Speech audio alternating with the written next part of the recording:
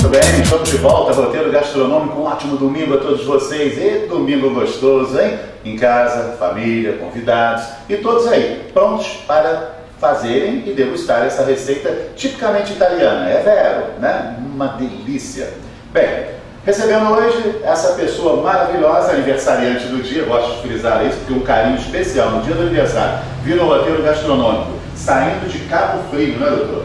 Poxa, né? Nós temos que ser assim, é um presente, quem ganhou o presente, o aniversário é seu, mas quem ganhou o presente é você que está aí do outro lado, tá? Bem, Dr. Gerson Brandão, especialista em direito do consumidor na questão de financiamentos, bancos e uma grande gama de segmentos que nós vamos estar falando agora, né, doutor? Mas antes, conforme eu havia falado, todos os meus convidados degustam comigo um vinho. Eu separei para o senhor esse argentino, né, um Trapiche de Mendonça, tá? É um vinho jovem ainda, mas, porém, de uma boa acidez, um bom equilíbrio, frutado, que é tipicamente da uva Cabernet Sauvignon, né? E esse vinho aqui, ó, é o ácido. Persistente. Olha, é um perigo lidar com esse porque ele sabe tudo. Tanto da gastronomia que ele gosta, né? Como também na enologia, ou seja, os vinhos que ele também é um apreciador. Tá? A esposa também, né, doutor? Opa, qual é o nome dela? Renata, um grande abraço para você. Obrigado por ter cedido o companheiro, né, o amigo, o doutor Gerson Brandão aqui para o programa, tá bom? Bem, vamos lá, está na temperatura ideal, espero que goste. Peço desculpas ao senhor e os meus amigos que estão em casa também devem estar estranhando, porque geralmente nós temos as taças, né, que são aquelas taças de Bordeaux que nós utilizamos aqui para o programa. Mas nessa mudança acabaram as taças ficando aí. O cheiro está maravilhoso. Você vê que ele tem um aroma, você sente o aroma dele, né? Delicioso. Olha só, bem característico da Cabernet Sauvignon, né? Eu só não vou poder beber, Paulo, depois eu vou ter que dirigir voltando para Cabo Frio. Ah, é? Pela lei seca. Ah, verdade. Eu vou ficar só Mas vamos levantar pelo menos um pouco, né? Certeza. Então a nossa saúde, sucesso no seu empreendimento em Petrópolis, no seu escritório em Petrópolis. Tenho certeza absoluta que o senhor vai gostar bastante e você que está do outro lado também vai gostar bastante, né? Porque nós precisamos realmente de um especialista nessa área, tá? Um brinde aos consumidores. Aos consumidores. Saúde, doutor. Muito obrigado pelo seu carinho por estar aqui conosco aqui no programa. Bem, já que o senhor não pode, deixa só um biquinho, só para o senhor não ficar também com tanta água na boca. Bem, vamos lá. Nós demos aqui uma pincelada a respeito do direito do consumidor na questão dos bancos e financiamentos, né? Mas nós temos também, por exemplo, esses empréstimos consignados, que na realidade o momento agora parece que isso é um fantasma que aterroriza, né, os servidores públicos, enfim, os aposentados, pensionistas, etc. O seu escritório também tem esse segmento? Tem. Olha, na minha opinião, o empréstimo consignado é uma opinião particular. Sim. De uma pessoa que não é funcionária pública, portanto não tem esse meio de pegar empréstimo. Mas na minha opinião, o empréstimo consignado em folha de pagamento do funcionário público foi uma das piores coisas que aconteceram. Porque eu recebo clientes no meu escritório com contra-cheque praticamente tomado por aqueles empréstimos. Enquanto você tem margem consignável, até não adianta, às vezes a pessoa está precisando do dinheiro, aí pega o primeiro. Aquilo já tira um pedaço do seu salário. Então, como você já não estava conseguindo pagar as suas contas, e realmente os funcionários públicos são aviltados nos seus salários, tá? Não tem aumentos, então já faltou um pedaço para você poder pagar as suas despesas correntes. Então, quando o banco já tira aquela prestação do consignado, você já fica com menos dinheiro ainda. Aí vem o ciclo vicioso. Você vai pegar um empréstimo de novo para pagar um, tá? Ou vai pagando os dois. Aí o mês vai passando, aí você vai ter que ir por aí vai. Aí chegam clientes, chegam funcionários públicos que doam o seu sangue para servir a população, chegam com o contra-cheque totalmente tomado, com 70% ou 80% de sua renda comprometida e totalmente sem saber o que fazer. Então a gente tenta ali ajustar caso a caso, que geralmente numa mesma folha de pagamento tem 5, 6, 7, 8, 9 bancos diferentes, tá, tirando o dinheiro.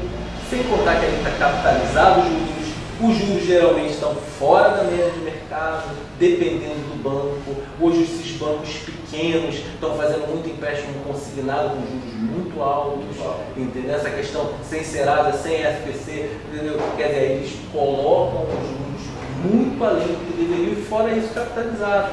Quer dizer, isso torna aquele contra-cheque um contra-cheque prisioneiro e escravo dos bancos.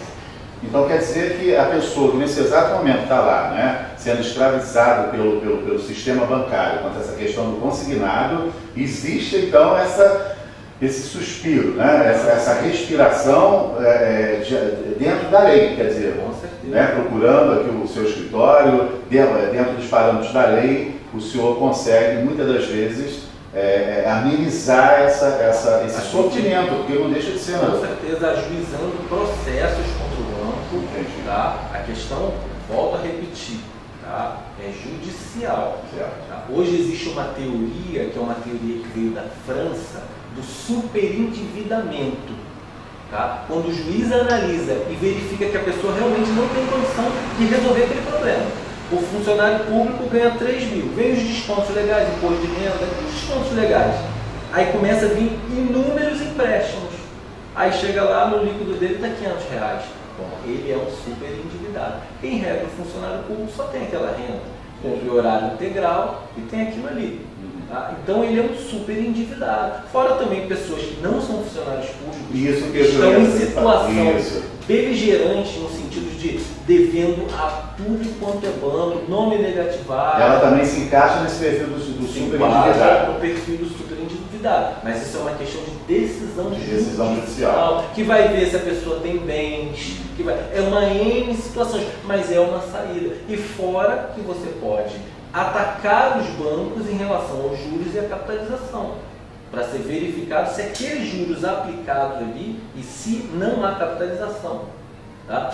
Até hoje eu não vi, mas pode acontecer. E se não houver a capitalização e os juros estiverem regulares, a ação vai ser julgada improcedente, fica do jeito que está. Porque se for analisar, se os bancos quisessem cobrar, eu sou leigo no assunto, claro que, né, o senhor até me desculpa, o senhor é o especialista no assunto, mas eu interpreto assim, se os bancos hoje quisessem cobrar em torno de 2% ao mês, ou 3% ao mês, que seria uma taxa até razoável em vista do que eles cobram, né, eles já teriam um lucro fora de série, acredito eu. Olha, Paulo, lucro de banco, tá, é assim, é uma coisa estratosférica. Eu não sei se eu me orgulho ou se eu me envergonho quando vem um balanço de um banco dizendo que o lucro líquido, o lucro é líquido, dinheiro corrente na mão, é de 11 a 12 bilhões de reais por ano. Eu não sei se eu fico feliz e dizer, poxa, o pessoal é muito inteligente, ou se eu fico com vergonha, porque eu sei que esse lucro líquido foi baseado no suor e no sangue do trabalhador e do consumidor, que às vezes trabalha só para pagar dívida. Ah, mas ele tomou um juiz no Rio deu uma decisão, uns autos que eu vi, uma jurisprudência, né, são decisões reiteradas no tribunal, deu uma decisão dizendo assim, o banco não é um bicho papão, não é um monstro. O consumidor vai lá e toma o dinheiro, então ele tem que pagar. Concordo em número, gênero e grau com o juiz, tirando a questão do monstro, do bicho-papão, que às vezes, dependendo, o banco é assim, no meu entendimento. Mas a questão de que pegou, tem que pagar, um juiz de direito falar isso, com os princípios constitucionais e as leis de boa-fé objetiva que regem os contratos no Brasil, um juiz de direito falar isso me envergonha um pouco. Isso eu olho assim, poxa, entendeu? A gente tem que ter certos cuidados. Por quê? Porque os bancos, eles não têm pena nenhuma. Eles já ajuizam, eles tomam bens, eles não querem saber. Tomam imóveis, entendeu? Que às vezes uma pessoa, vou sair até da questão de juros, vou sair até da questão de que a pessoa que às vezes tem uma momentânea dificuldade, eles vão lá e dependendo do contrato, os de imóveis, que existe a alienação fiduciária dos automóveis, tá? Que diz o quê? Você não pagou decreto-lei de 1969, instituído no caput desse decreto, está lá, o ministro do Exército, da Marinha e da Aeronáutica, nas suas atribuições que constam no ato institucional número 5, que foi o ato institucional que colocou o Brasil naquele regime militar brutal. Decretam, é uma ordem, que se a pessoa não pagar, perde o carro. Quer dizer, é uma lei tão respeitada, eu não entendo por que uma lei tão respeitada, tá, que tira de uma forma tão brutal um bem do consumidor, sem tá lá a decisão, reintegre-se a posse do bem, tá, e após a reintegração, prazo de 15 dias para responder isso, quer dizer, após a reintegração, quer dizer, perde primeiro e depois, é igual dizem que primeiro atira e depois pergunta quem é, exatamente o que acontece. É difícil, é muito complicado, né? E realmente as pessoas se ficam perdidas, né? E eu tenho certeza que o senhor está esclarecendo muitas coisas para quem está lá do outro lado, né, o nosso público que está nos assistindo. Bem, a tua televisão não corre danado, o senhor já viu, né? É uma pena, não é que acabou não, tá, pessoal? Mas nós temos que ir para um break, mais um break. E depois nós vamos retornar com mais perguntas aqui para o Dr. Jefferson Brandão, especialista em direito do consumidor, né? E nós estamos aqui nas questões abrangendo. E uma pergunta que essa eu tenho certeza que muitos que estão do outro lado, pelo menos eu posso quase que garantir que 60% estejam com a corda aqui, que é o mais conhecido de todos, que é o cartão de crédito. Né? Então, para você ficar ansioso por essa questão, esse é um problema. Daqui a pouquinho, né? Esse é um problema, né, doutor? Pessoal, roteiro gastronômico, daqui a pouco de volta aí na sua casa. Já, guarda aí.